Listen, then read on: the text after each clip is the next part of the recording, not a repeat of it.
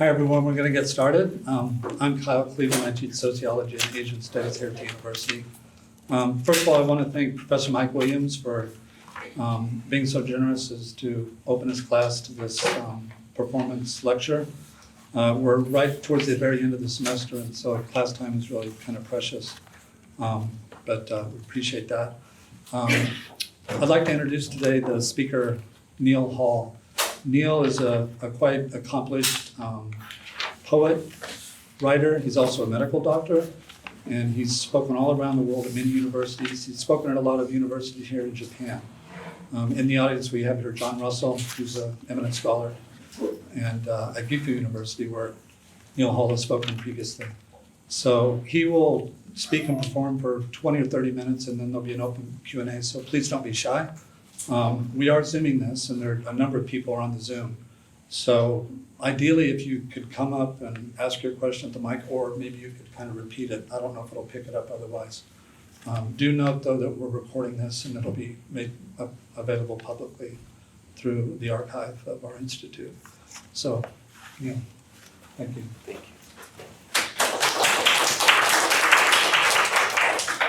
You clap, and I haven't done anything yet. I must earn that clap. But thank you anyway.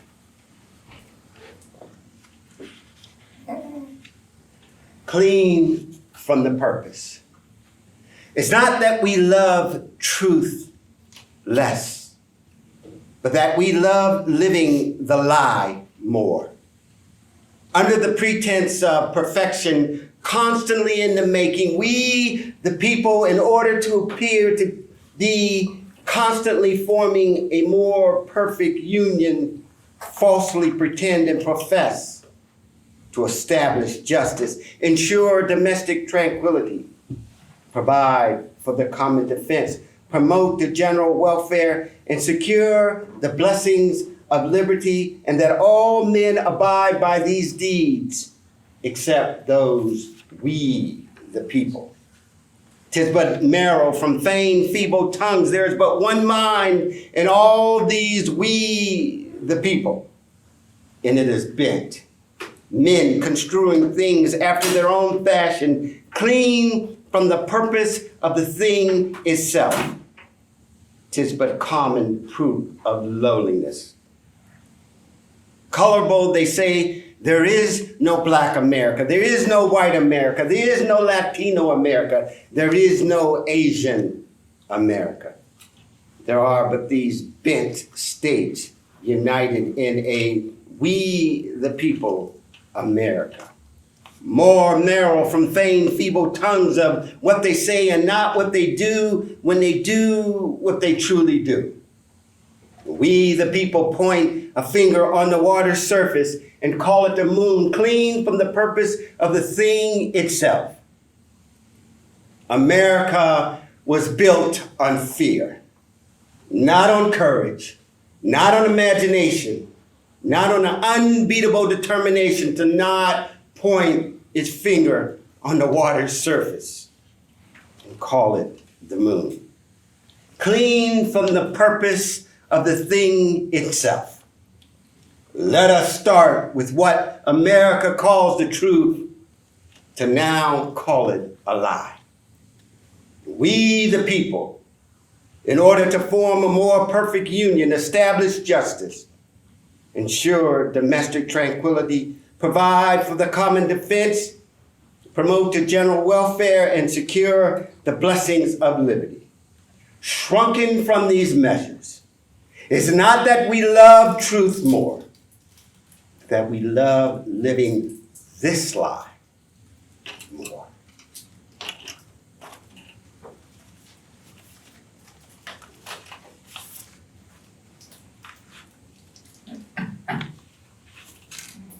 Sorry, I still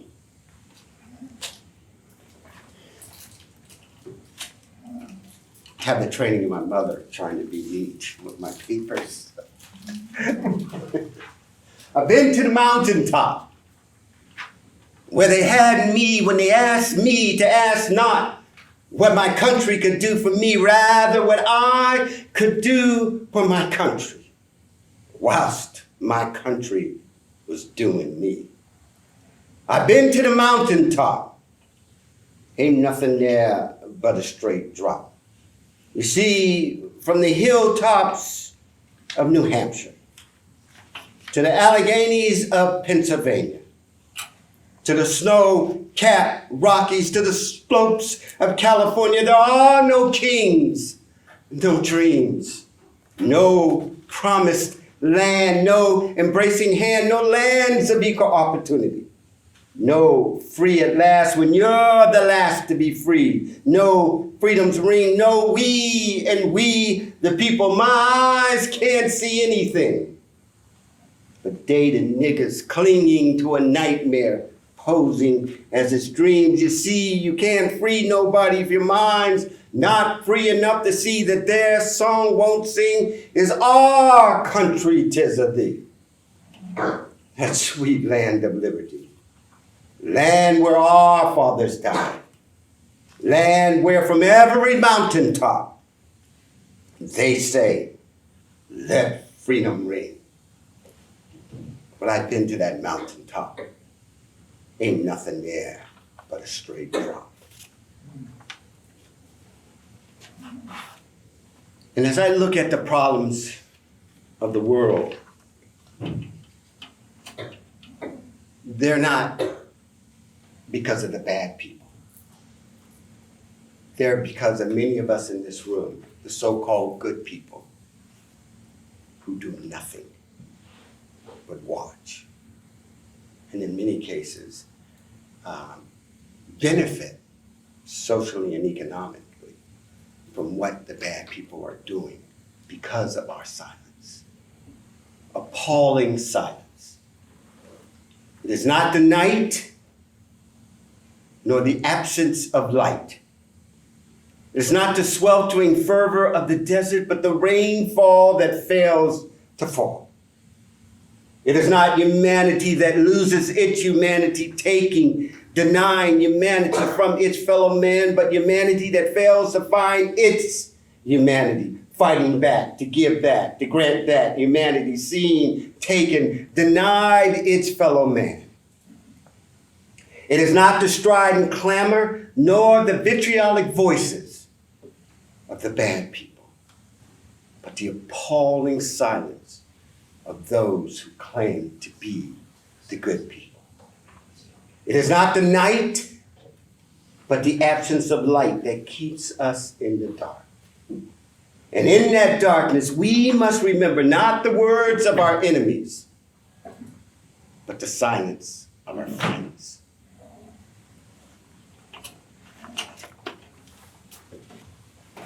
I thought often about that slave, that first slave that ran, and what it was like. He ran, chains about his feet. The first black slave ran, not knowing where, but knowing it was towards freedom. He ran, chains about his feet, beaten, amputated when apprehended, to train black men to never forget to sit a pacifist. A legacy left a nation of Negroes staged like a Broadway show, marqueed pacifists, sitting, forgiving, forgetting their relentless foes, an evolving legacy of black slavery that brainwashes the black man to believe that his greatness is greatly measured in how much shit that black man can peacefully endure and then forgive the white man for it. A legacy of slavery that trains black men to believe that as pacifists, they are greatest when they sit, forget, and forgive. Becoming false testaments to overcoming nameless, faceless, seamless atrocities perpetually professed to be perpetuated by an isolated white few. So he ran, chains about his feet, like that first black slave ran, not knowing where to run, but knowing it had to be towards freedom.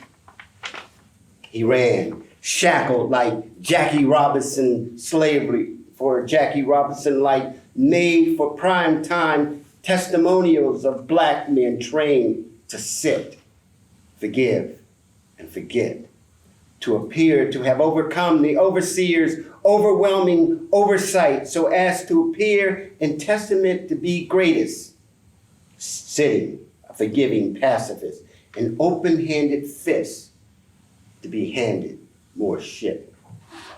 He ran, having to run like Jackie Robinson around white bases, knowing if he could survive long enough, that one day black sons and black daughters could run home around white bases behind him to live their lives, able to fight back, to push back the racial slurs slung from a stirred, enraged mob. He ran, having to run like Jackie Robinson to hit white balls out the white ballpark. That one day, Marcus Smart could rise to his feet, push back the racial slurs slung from a stirred, enraged mob. Marcus pushed back from being called a nigger to fight an unfeathered fight for dignity. He ran, running in chains about his feet to run past Jackie Robinson's slavery, meant to train black men to forgive and forget, train black men to believe that as pacifists, they are greatest when they sit an open-handed fist. He ran like our Jewish brothers to tell their Jewish brothers that they can never forgive, never sit, never forget, to push back, to fight back the nameless, faceless, seamless, made for prime time Holocaust atrocities, professed to be perpetuated by an isolated white few that black men are trained to sit, forgive, and forget.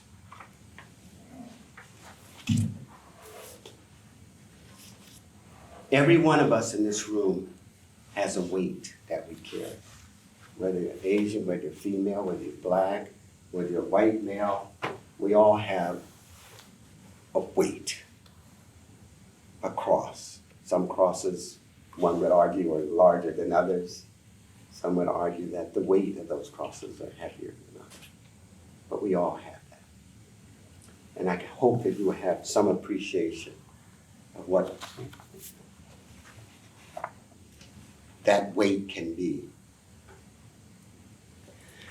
The weight of just black. It is not the weight of black, but the immensity of being made to be just black every time white confronts me. It's the weight of white's derivation of black, a derivative definition of just black, derived in part by the social conditions created in large part by whites.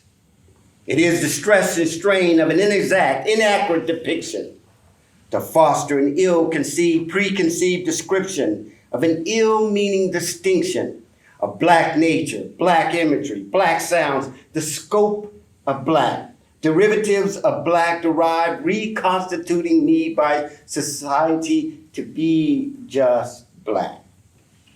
It is the immensity of immediate suspicion, the first sight of me through aqua blue seas of constricting pupils, narrowing their circular misgivings like a hangman's rope hung about my black throat. It is the weight of torque and tension in muscles and tendons, poised white flight or fright, postured to iPhone militarized police who serve and protect white in red line, black, free zone. It is the weighted density in white tone when switching from speaking to a white to just a black. It is the lift of an entitled nose, the flaring of nostrils, a glaring view through a narrow view through slits in mistrusting eyelids. It is the enormous weight of hate when they clutch their loosely held Gucci handbags, the first sight of me. the locking of the car doors, the first side of me. The collecting of the brood frolicking in aisles of department stores, the first side of me. The gravity of familiarity referring to me, renaming me, what's up, my man? The first, they lay eyes on me.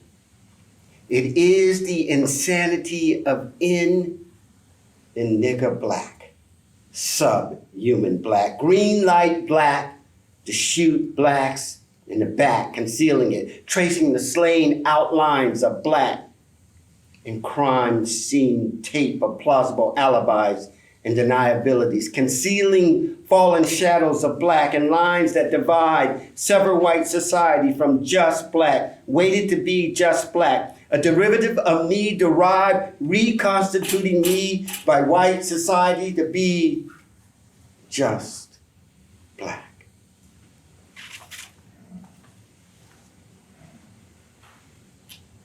I wanted to touch on something that a lot of people won't touch on. I'm not a lot of people. This N-word in nigger. And my thing is, if you say the phrase N-word, you thought enough about nigger to not say nigger. But thinking without saying is no better than saying without thinking.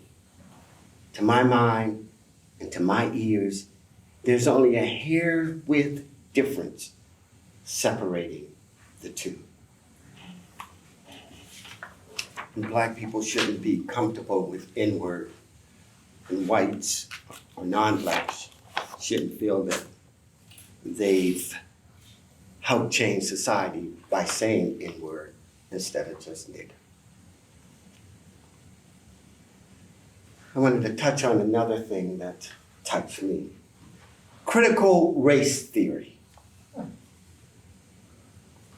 Intellectually, morally, legally, scholarly, you self-servantly get and teach critical Italian, critical Irish theory.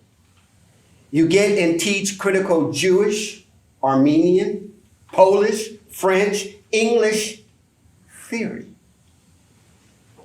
You get critical poor white and white female theory set in play against you to create and maintain ill-gotten, institutionalized social, political, and economic inequalities against you. But somehow you just can't get your arms around critical race theory because your hands are all over it. When it's what you've done and not what was done to you, you don't want to teach, talk about what you've done and how you are tied still to ill-gotten social economic spoils of what you've done and continue to do. Critical race theory. You can't get your arms around it because your hands are all over it. I found that often I'm asked this question, and I think it was first asked in Germany. How do I feel as a black man outside of the United States? Does it feel any different? And it made me think about something that James Baldwin said, when a famous black writer, when he was in Paris, and he was asked a similar question. And this is my response. James Baldwin, nothing. He said he was not French in France. He simply did not exist. He was invisible, a relative reprieve, and it was what he needed. Here beyond the borders of America, I am a James Baldwin nothing. An invisibility faring me far better than my visibility in those states united against me to label me, to identify me as their nigger. Here I am, a James Baldwin nothing, an obligatory nothing, categorically dismissed, not enough of something to either bother with despising. Here I am, a James Baldwin nothing, where there is some solace, but nothing like real solace. Where there is some peace, but nothing like real peace. Where there is some dignity, but nothing like real dignity. And where there is some freedom, but nothing like real freedom. I am a James Baldwin nothing. That's something more than, that's something far bigger than America's nigger. I am a James Baldwin nigger.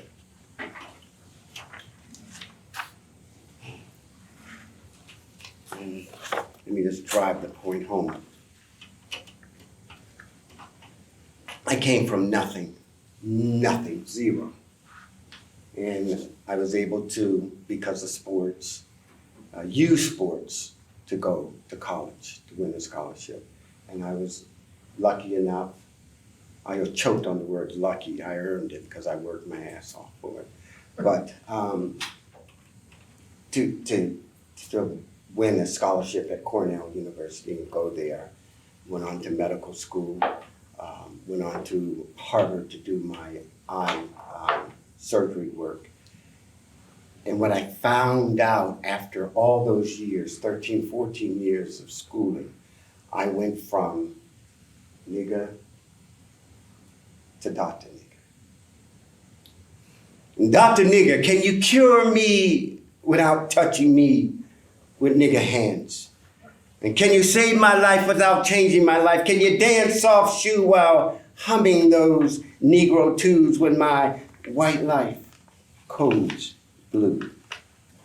Can you reach inside yourself beyond the shit we put in you, past the painful moments we put in you? Can you reach past the life, excuse me, it's on the other side, past despair and hopelessness we put in you and find that old black magic in you to save my life without changing all the shit we put in you? And Dr. Nigger, can you breathe in me air free of a nigger from a nigger not free enough to breathe in free air?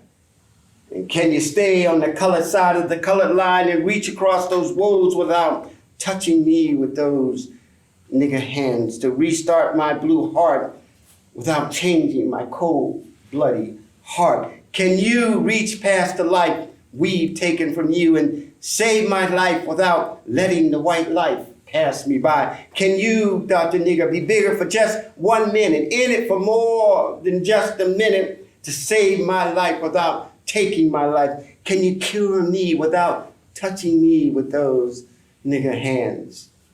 Can you dance soft shoe while humming Negro tunes while you save my life without changing my life when my white life codes blue?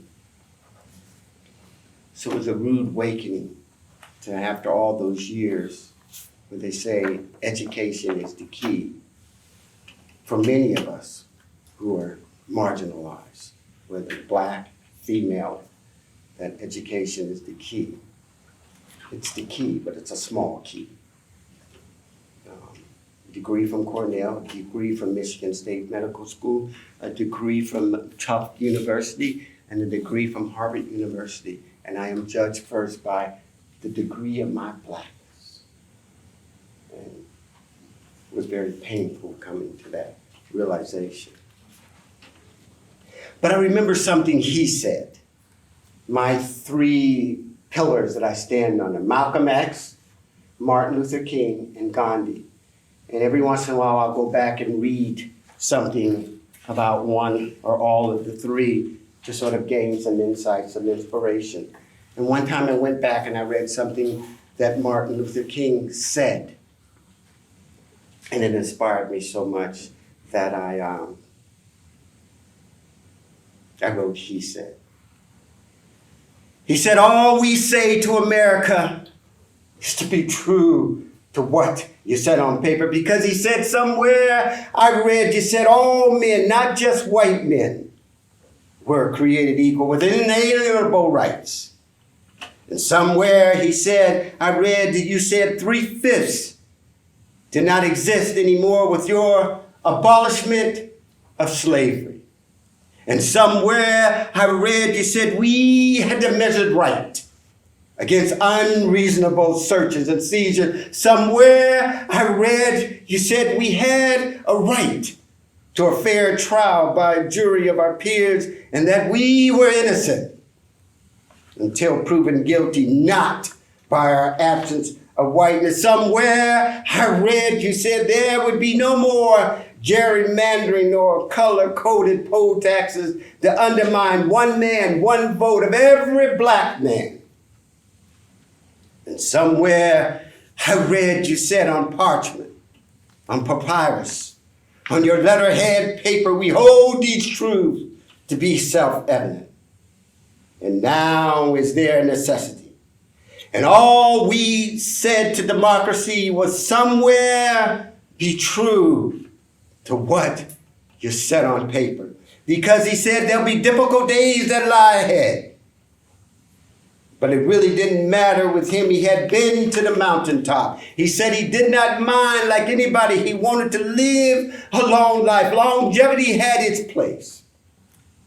He was not concerned about that. Said he just wanted to do his God's will, and that his God had allowed him to go to the mountaintop, and that he had looked over and he had seen the promised land. He said that he may not get there with you, but he wanted you, the black men, white men, Asian men, Jew and Gentile, to know that we as a people would get to the promised land. He said he was happy. He was not worried about anybody. He was not fearing any man. His eyes had seen the glory of the coming of his Lord.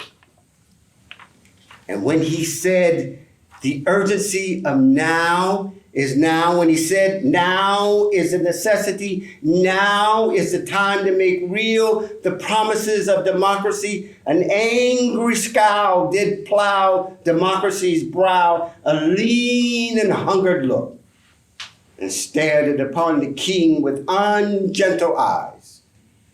And with one shot, they shot him, dropped him there on that spot where he said, we've got some difficult days that lie ahead. And today, lacking that will still, all we say to democracy is somehow, somewhere, be true to what you said on paper. He said. He said.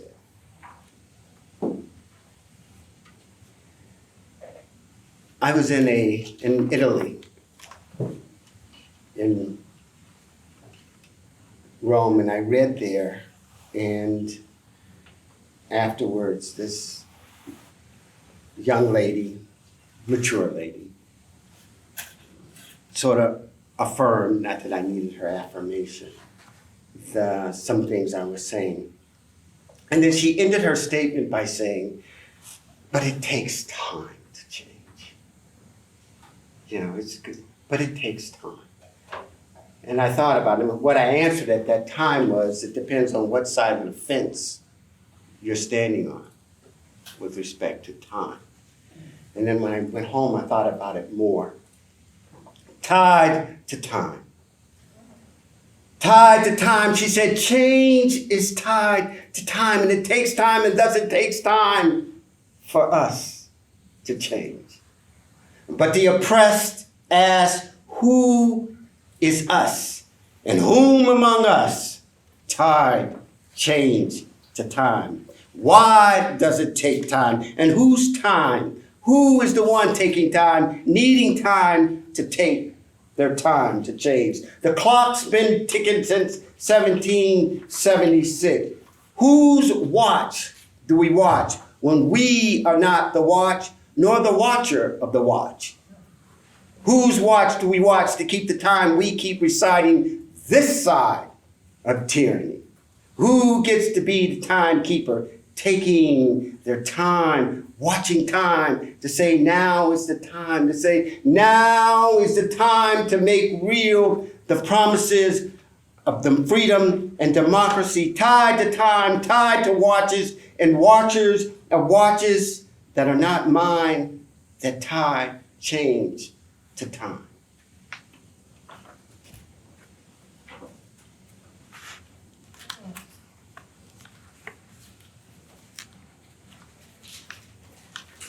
But just do a couple more.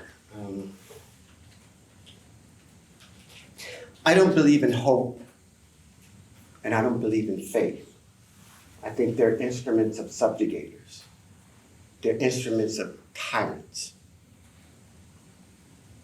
But I was thinking, if I did believe in hope, what would I say? What could I say? When it seemed like things were hopeless. Lie to me. I'm nearing the end this journey's road. And I fear I've outlasted, I fear I've outlived his professed lie that I was created his equal, endowed by his disingenuous, beingless designer. He divinely designed to provide me, to make me believe I've inalienable rights to his life, his liberties, his pursuit of his happiness. I'm nearing the end, this broken clock. Hands have been ticking since 1776, looking for where those stars and stripes have fallen, hanging from the promises of democracy, sunrise and sunsets. I'm running out of time, of 400 years of time, keeping time of perfection, taking its time constantly in the making to make us in his due time, free with dignity and equality. I'm running out of time, so lie to me. Tell me there's time for me. Tell me democracy is within reach, right around the corner from me. Lie to me. Be the liar you've been to me for eternity. Lie to me. It's all the hope I have left in me. Lie to me. Tell me I am an upright, ought to be free, and do all acts and things a free man of right do when free. Lie to me. I'm running out of time. 400 years of atoning that original sinister sin, sinning, paying dividends without end, within and amongst white men, lying through to me throughout eternity. Lie to me with that firm reliance on the grace of a Trinity you fabricated for me to subjugate me. Pledge to me like you pledge to each other in your sacred honor to lie to me for eternity. Lie to me is all the hope I have left in me. I'm running out of time. I fear not what comes tomorrow. I fear not having any tomorrows to look forward to in pursuit of your lives, of my inalienable rights. To your life, your liberties, come my tomorrow. Lie to me, tell me the moral arc of dignity is long, far-reaching and bending towards humanity, whilst not forgetting the moral arc of justice is longer, far more reaching, and can reverse, rewind, and take its revenge in time against a man's transgressions against his fellow man. Lie to me, make me think it's a clue of things I can do to free myself from you. I'm not asking for the truth, just pretend, because when black lives don't matter, it matters to black lives the manner in which black lives ends.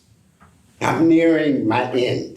Pretend, lie to me, take all the time you need, tell me just one more lie, one more time, one last lie, because there's never a better time than one last time to tell me just one more lie.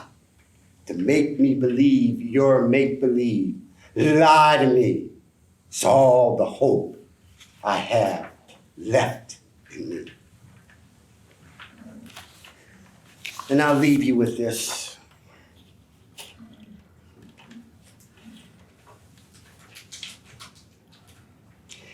I started out writing something about the solar system. I wanted to write, Mars, Pluto, and all that kind of stuff. And that's the way it started. But sometimes when you write, you can't control it all. You gotta, if it says you're trying to go left, and it says, no, you gotta go right.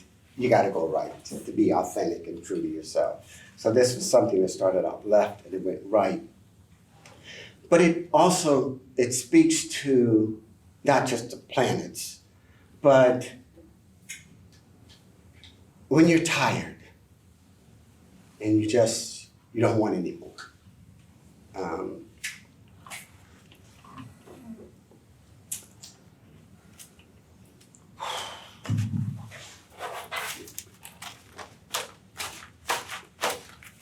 When you just don't want any more.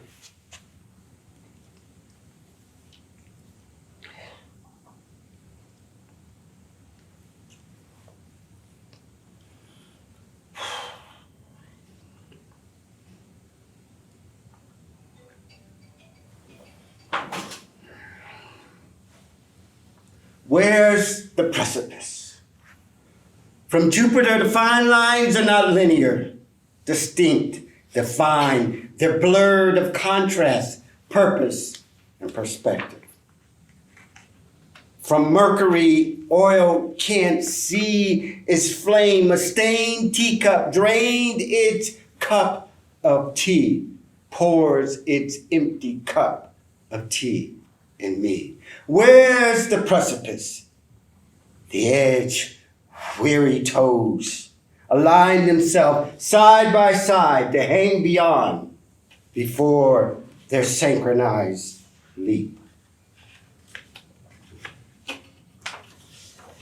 Is this all we lived up to be? Venus, Uranus warned us we're vicious wolves ripping at flesh beyond the hunger. Fat cats getting fatter, storing fat beyond their need for fat. Atrocious agents of atrocity. We're bloodthirst Romans in revel, sitting below Saturn and Pluto in Colosseums to watch Rome burn. We're the white elephants in a room of gloom, pointing at the white elephant in the room.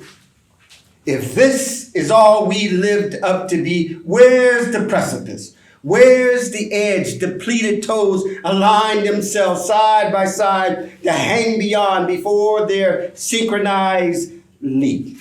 This is not living. We become something other than humanity. Skin slithering out of skin, molts of men, sloths of mankind. There's a time to step away, a time when you want no more time to want. Time to let time slide from high above a washed up shore. The ocean roars up to your falling. If this is all we lived up to be, leave me to gravity, the calm, comforting whistling of the air on the ear on the way down. Where's the precipice? That edge, weary toes align themselves side by side to hang beyond before their synchronized leap. When this is all we lived up to be, there's a time to step aside, a time when you want no more time to want, a time to leap deep the waters, the depths. My ancestors jumped the precipice of that slave ship because death was better than bondage. Death was better than this. And if this is all we lived up to be, leave me to gravity. The calm, comforting whistling of the air on the ear on the way down. Where's the precipice? Where's my precipice. Thank you for your patience.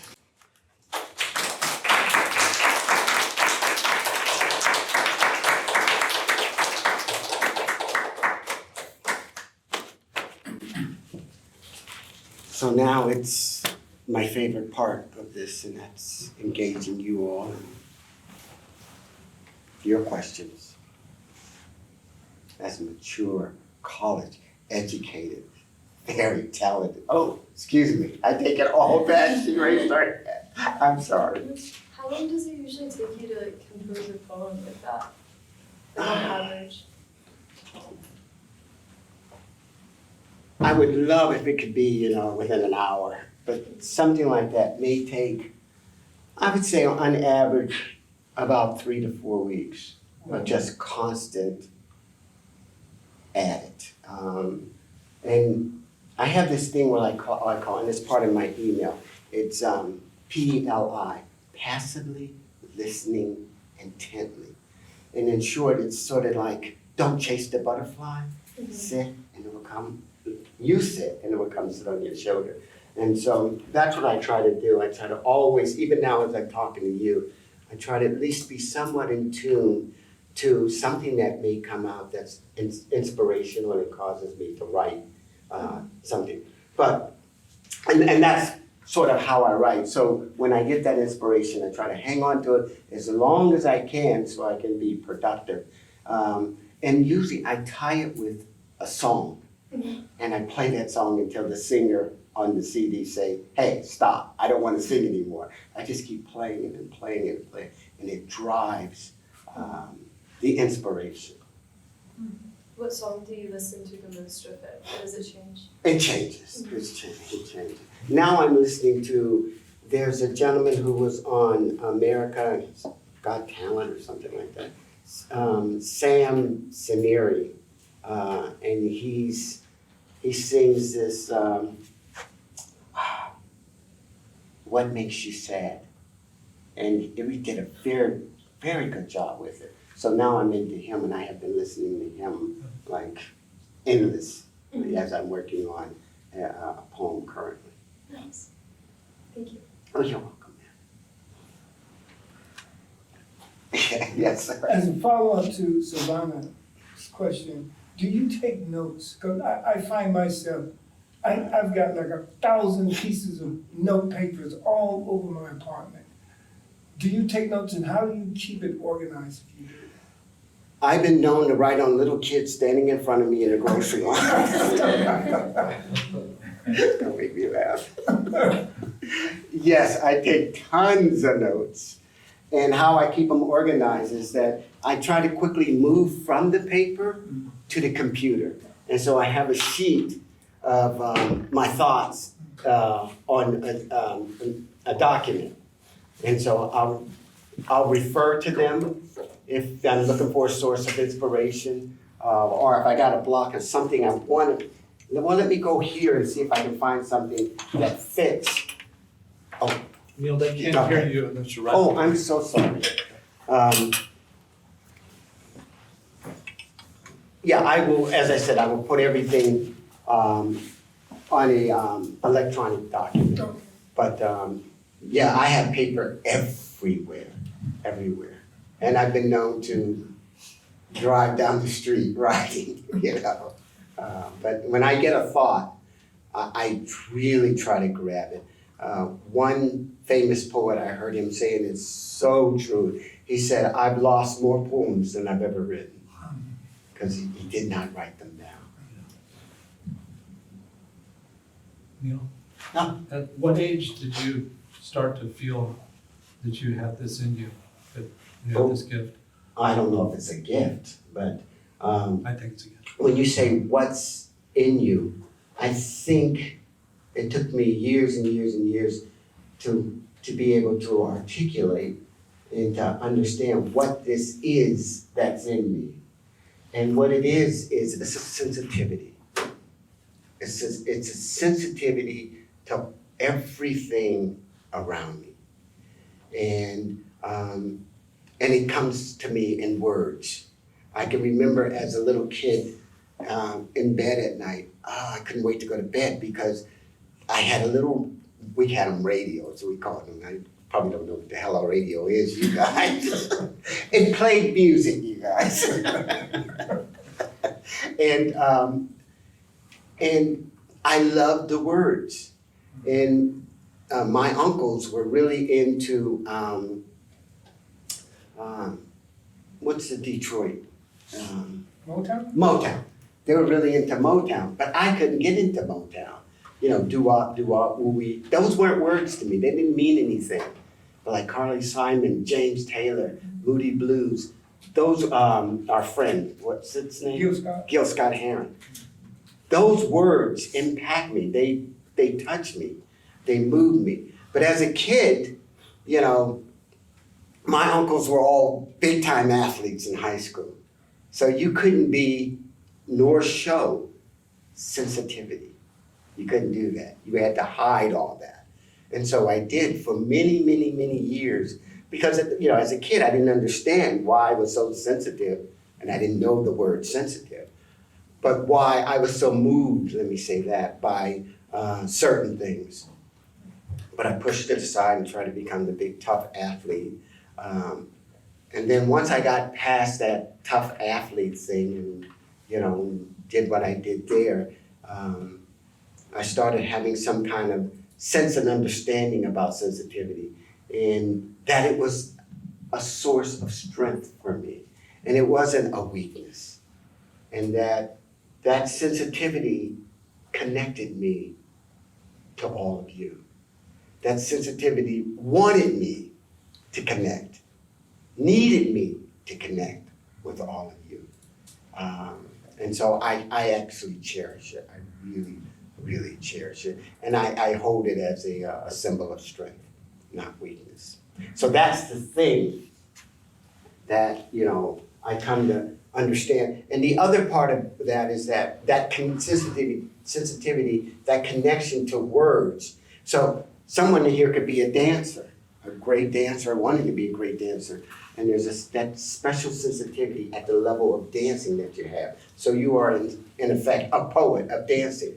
The teachers, the professors that get up and teach, you know, they have a great sensitivity to teaching. That's poetry. So we're all poets.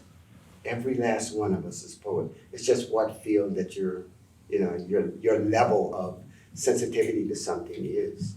And too much of life is about blunting our sensitivity. And so when I came to a point where as I said to you all, after some 13, 14 years of school, I went from, you know, nigger to Dr. Nigger. And that realization that all those years that I waste, that I thought I wasted all those years to only get to the point where this was the thing that meant the most. I went into surgery. At about the time I was an ophthalmologist training, there were only 150 black ophthalmologists in the United States, if that many. And I don't know if it's that many now. So we're not seeing that much in the operating room. And I can remember going into the operating room. The patient was white, the anesthesiologist was white, the circulating nurse was white, and the surgeon's assistant was white. The patient was white. I was the only black thing going into the room. And the nurse pulled me by my surgical gown and said, "Where do you think you're going?" So what was there about me that going into that room that you could pull me and ask me where did I think I was going? I was trying to buy property to open my practice. I'll never forget it.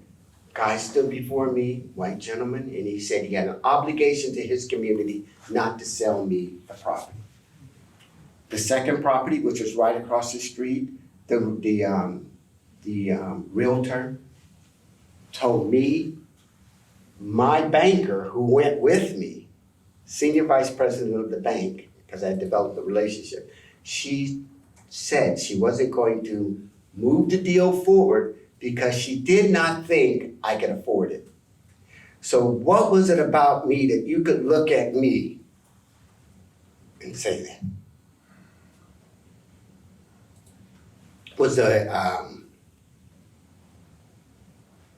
Was my income on my face or lack of?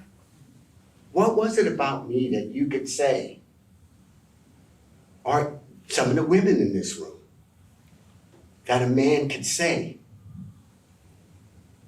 those kinds of things? So that led me to writing about these kinds of things. And I was very passionate about it because it's a great wrong that we do each other. Yeah. Neal, a couple of days ago, I was talking with the class and I asked them, what's the Japanese word for nigger? Hafu. And one of the students found it, said it's kurumbo. It is. And I said to them, my neighbor used, whenever he see me, and I could overhear him saying nigger this and nigger that.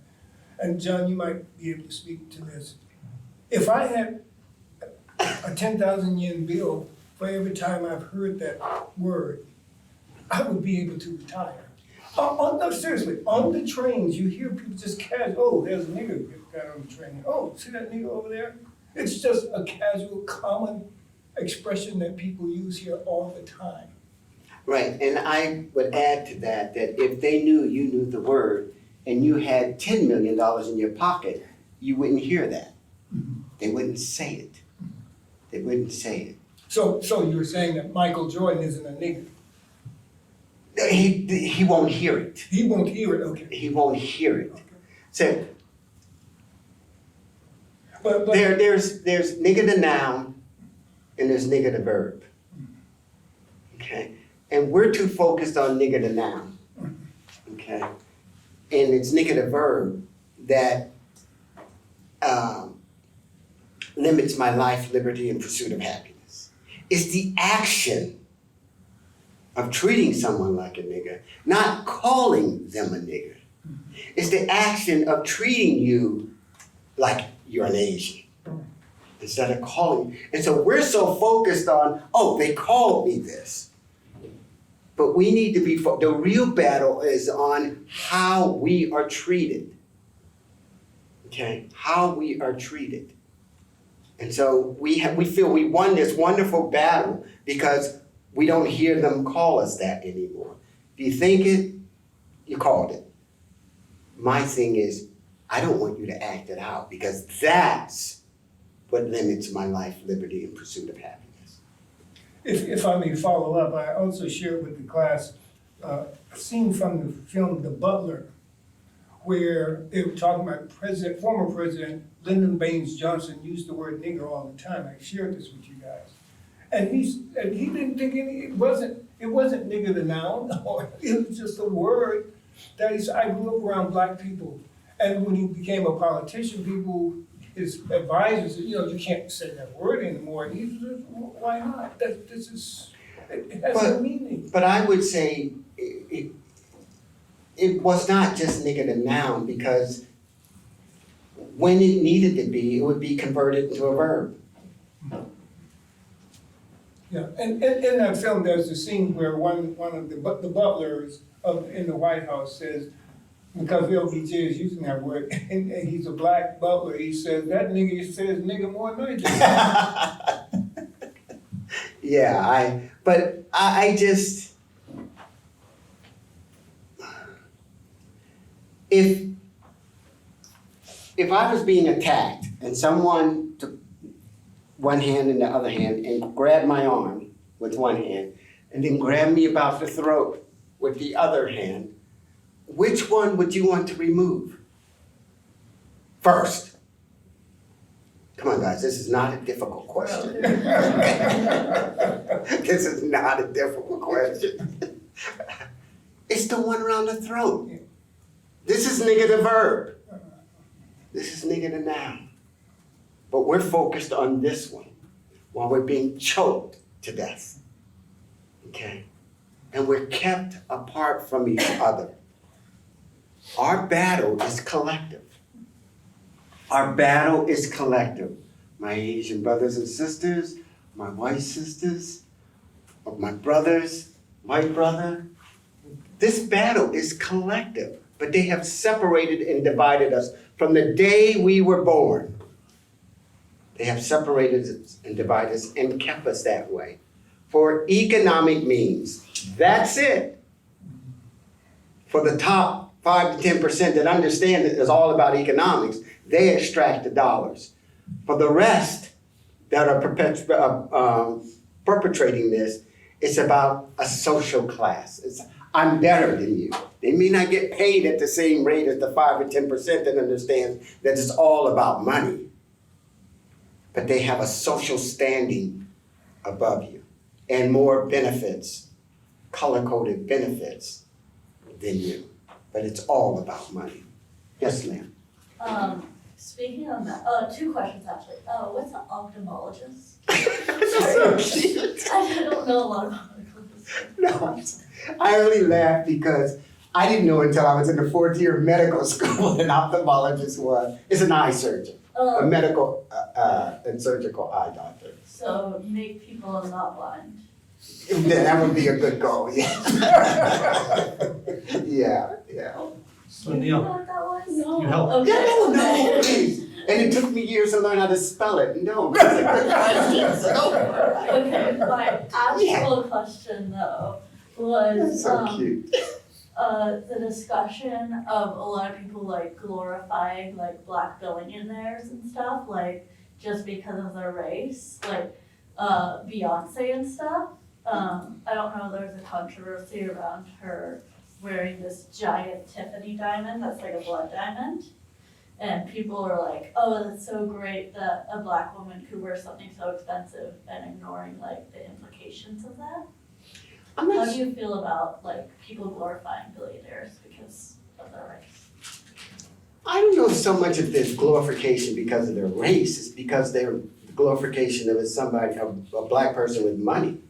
If they didn't have money, they wouldn't give a crap. Yeah. So again, it's all about the economics. Economics is a medium of exchange. Money is the currency for power. So if you want more power, you gotta have more currency. Every last one of you in this room are in this room in large part because you want power. And you understand that power to be in the form of currency. So if you get a nice little degree, you can get out and you can get a little power in the form of currency. That is not a bad thing. The question is what you do with it. Money is not the problem, and money is not the root of all evil. Man is. And money is a tool that bad people utilize to do bad things. And if they can do that, good people can use it to do greater things. Yes, ma'am. So how do you feel about capitalism? Okay, yes, good question. Good questions. Oh, I like you. Actually, that's interesting because how I came to my understanding beliefs was in a room like this at Temple University in Philadelphia. So that's interesting. We had this same kind of discussion. There is a capital C, capitalist, and there is a lowercase c, capitalist. Probably most of us in this room are lowercase c capitalists. And we're just haters on capital C capitalists. We all have money. We all spend money. We all buy stuff. There's nothing wrong with being a capitalist. It's what you do with it. What good do you do with it, or bad? But we're all capitalists. Just little c or big C. And little c's hate on big C's because they want their C's to be capitalized. Neal, Yes. let me unmute here. There's a question by Keith who asked, you said you follow Malcolm X, Martin Luther King Jr., and Gandhi. They all had different methods to achieve their goals.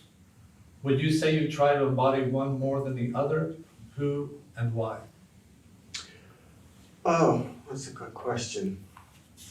I think Malcolm X probably the most. And is by any means necessary. And I've adjusted that a little bit so I don't get shot in the street. But by any means legally and economically necessary. So if I don't buy your shoes because you're calling me nigger, you don't get to shoot me in the street, okay? I just, it's hard for somebody to come up and shoot me because I'm not buying your shoes. So if I always say to folks, we can change the world tomorrow if we collectively bring our economics together and buy or not buy from those folks who are treating us like second-class citizens. Martin Luther King gave a very important speech, and buried in the middle of that speech, Martin Luther King said, if we do this one thing and this one thing only, and we do it collectively, he said, we won't have to march anymore. We won't have to throw any Molotov cocktails. We don't have to do any of that stuff. If we just bring our collective money together and buy from those companies that are treating us right or not buy from. And he started naming the companies, telling a statistically significant number of Black people not to buy from. And that's the key point, statistically significant number of people, because you gotta have enough to make an impact. And he named them, Siltest, Wonder Bread, and Coca-Cola, and a couple other. They shot him the next day. He had the answer. He had to go. It was economics. And it wasn't just economics, it was collective economics. That meant all of us. And because it's all of us, it's statistically significant number of dollars that change people's behavior. They teach us to free ourselves from them by changing their hearts and their minds. You can't change the minds of people that don't have a mind to change, and you can't change the hearts of people who don't have a heart. You change their behavior by the thing that drives their behavior, and the thing that drives their behavior is their religion. In God we trust. That dollar bill. Anyone and every one of us in this room that are marginalized is because of that in God we trust. And you gotta wake up to that quickly. Because the answer, I believe, is not in voting, it's not in politics, it's not in religion, it's not in Asian going in this corner and Blacks going in this corner and women going here and men going, it's not that, it's us coming together and using our collective spending power to change the world, to make it right.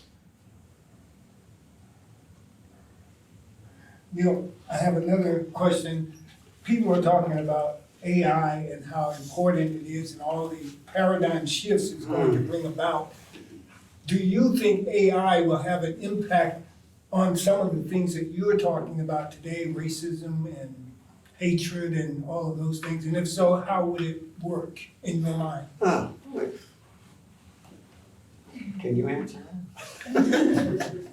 I think as long as man is behind it, working behind it, it's just another tool to be used to perpetuate differences, to have to create a socio-economic advantage over another group. But just be much more efficient about it. Just like the way things have evolved from, the 20s, the 40s, the 50s, the 60s, the new technology with these, the cell phones and all that kind of stuff. It's another tool that will be used by man to get another level of socioeconomic advantage over the other man. I mean, that's just what man does. So it's just another lie? Yeah, just another lie. Unfortunately, much of this is just, and let me say this, I have 4 professors in this room, but much of education is about misinformation and miseducation. And so what I came to is there was three things, the three most important things for me. Reading, math, and arithmetic. And with those three things, I have to teach myself what the truth is. And if I can't find the truth, if you cannot find the truth, you create your own. Create your own. But before you do that, you have to be grounded in that you are my sister. Yeah, you, I'm pointing at you. You are my sister. You and I are brothers and sisters. And so as I look for my truth, I look for it with respect for you and to be in harmony with you. So it sort of contains the boundaries of my truth, so it's just not about me, but it's about us as I seek my truth. But if you don't have that first, then we just become what's happened to us or what they do to us, those folks. So, the education is good, but at some point you've got to determine the truth for yourself. And much of what has happened to us from the day we are born is programming. We're indoctrinated and we're programmed. Some people call it culture. Culture is no more than programming.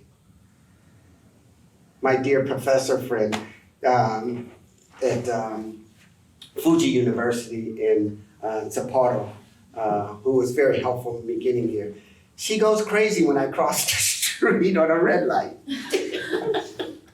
She absolutely loses it, okay? Because that's the culture, you don't do that. Or when I opened a soda before I purchased it in the store. She went just went crazy. And I try to say, that's the indoctrination. That's the,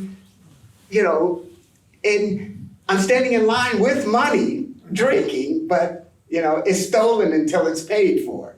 But it's just,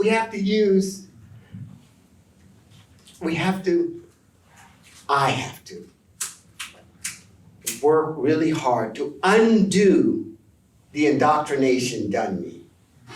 And I can't get rid of all of it, but I can be aware of all of it and teach myself, that's indoctrination. And maybe I have to play that game right now because I'm in Japan and I better wait for the green light because I'm in Japan. But I know in my head that that's indoctrination. When there's a red light, a red sign, and there are no cars coming, I know I can pass. It makes sense. In India, it makes sense. The guy drove through about 10 red lights, and I said, "What are you doing?" He said, "There's no cars. The streets are empty." Common sense. But Neal, are you a patient? Were you a recent patient in the hospital? yes. Okay. Yes, it's Sorry. I'm wearing it for sympathy. Thank you so much. No, You're the only one who figured it out. Thank you so much. This is the only human being in this room. I had a hernia, and it got incarcerated with a piece of bowel when I ate some bad food, and that happened Sunday night. Monday night I had surgery on it to correct it, and then Tuesday I left the hospital. So that's why if I laugh too much it hurts. Oh. And so he saw this badge that I was wearing from being in the hospital, trying to recruit empathy and sympathy. Yes, ma'am, I'm sorry. Can you touch upon like the sensitivity and then like the poem you said about like giving up? What kind of like advice do you have for people to like stand up again? Oh, that's so tough. Because I just dealt with that at was it Fuji? No, Fuji, yeah. Yeah, I was approached by a couple young ladies about something like that. I don't know. I have to think about that and what's specific to your case or someone's case. I struggle with that every day. And for me, what keeps me going is there's some things I want to accomplish. And I don't want to die until I accomplish them. And so that keeps me going. But yeah, for me, life is tough because we're so terrible to each other. What we do to each other, it's unbearable. And so, my writing and talking and, some other things that I'm doing related to that, I haven't completed all that. So it's still pulling me forward. I guess you just got to find something that pulls you forward. And out of it, I've lost my fear of dying. Even before I went under the knife, okay. And then when I woke up, I'm like, oh shit, I'm still here. I just got to find something to hang on to. And what really helped me was one of my favorite movies is Troy with Brad Pitt's Achilles. And the big battle started in the beginning of the movie, and basically the two rulers said, hey, let's let our best warriors fight. And whoever wins, that person wins the battle, and winner takes all. And so the one army called their guy out. He came out. And then they called Achilles, and he didn't come out. Achilles was still asleep in his tent, so they went to get him. And he got on his horse, and this little boy was giving him, like a sword and all that kind of stuff, and shield. And the little boy said, I wouldn't fight this guy. I mean, he looks so mean and scary. And Achilles looked down at him and said, that's why no one will remember your name. And I want people to remember my name. Through my fears, through it being tough every day, I want my name to be remembered. And so that pushes me through. In one of your poems, you said that difficult times lie ahead. Looking at the present, are those times here now? If you look at the Supreme Court, look at kind of what's taking place in America. How do you feel about that? How does your poetry relate to that? How do you compare your experiences? You talked about your experiences in the past. How are they now? My experiences now? Right. Well, okay. Yeah, are we getting worse? Are we getting better? I would say we're getting better. Okay, it's a slow thing. I don't believe in progress in strides. I do not believe in that concept. I believe in now is the time to make real the promises of democracy. Progress and strides are no more than freedom denied and incremental steps of progress and strides. Okay, so I don't believe in that. But we can walk down the street and not get hung. Okay, so is that better than years past? Yes. So, I think a lot of the subjugation is covert, slick. It still exists, but it's not as ruthless overtly as it has been in the past, but it's still there and it's still effective. Supreme Court, that doesn't surprise me. I mean, come on, guys. We don't get to vote. This whole notion that I voted, you didn't vote. What you got to do is to select from the pickings given you to select from. You don't get to vote. If you got to vote, you can come in and say, hey, Professor, we want you to be president. We're going to select you. So none of us vote. We just select. We select from the pickings they give us to pick from. So voting isn't the answer. None of that's the answer. Religion, politics, none of that's the answer. The answer is having first the love and respect for each other as human beings and understanding that we're all humanity.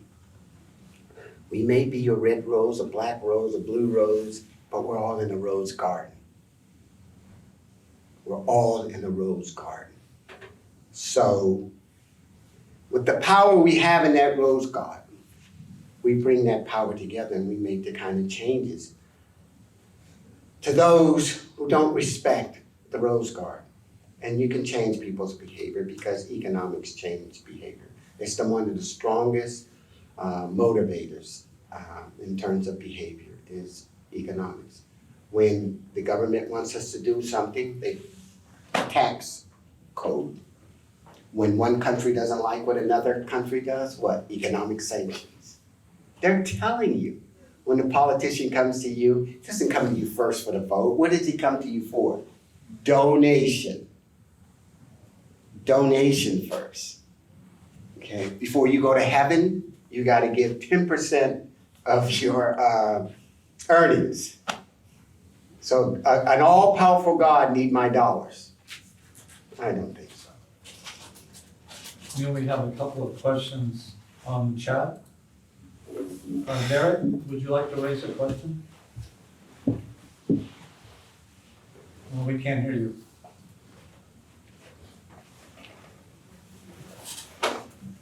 Just one moment, Derek, we can't hear you.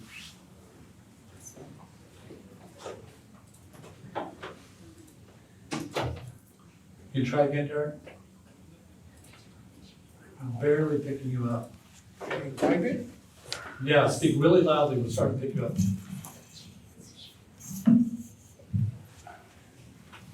No, we can't pick you up yet. Type it in the chat. Yeah, it has to. I'll type it. Okay, we can hear you now. Oh, you can hear me now? Yes. Is this okay? Yes, yes. All right. Thank you, Kyle, and everyone, especially the students. And thank you so much, Dr. Hall. Gosh, you move us, you inspire us, you show us the path. Thank you. It's Derek from Sapporo. Oh, yes.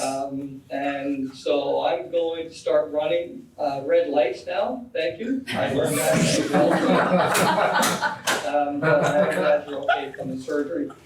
At your recent poetry reading at Poetic University on Saturday, July 1st here in Sapporo, and thank you to Jolt for that. But you mentioned signs, slogans, and symbols.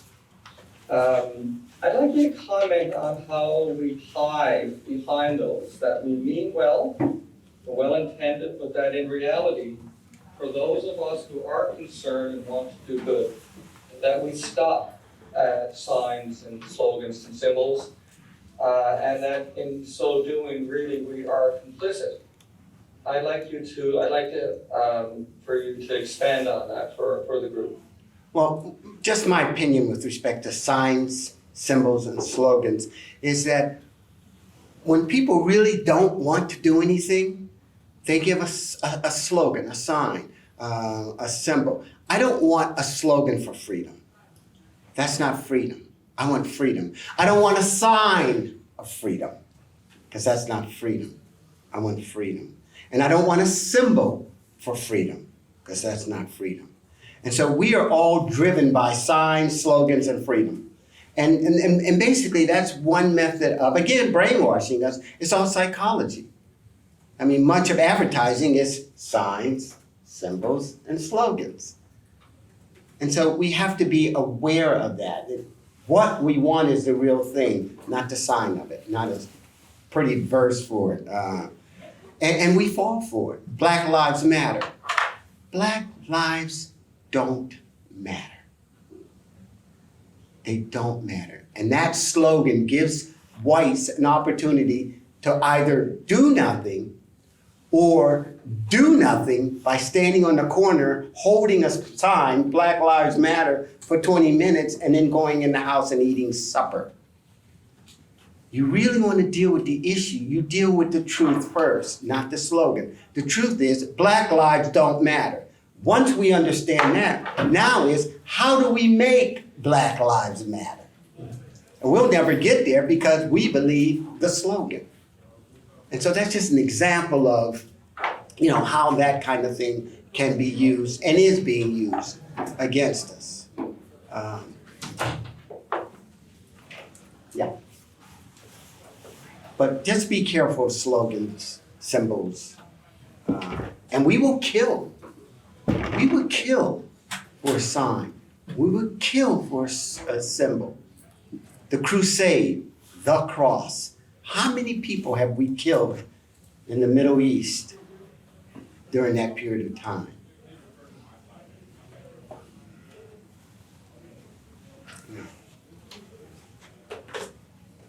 It's your world.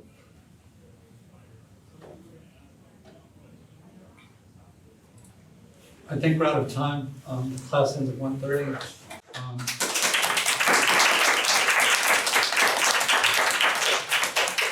Yeah, I want to thank you so much for coming in Thank so soon you. after surgery. I felt like we learned a lot about you, but we also learned a lot about ourselves through hearing what you talked about. And I found it kind of funny and ironic that your profession is an ophthalmologist. You help people to see.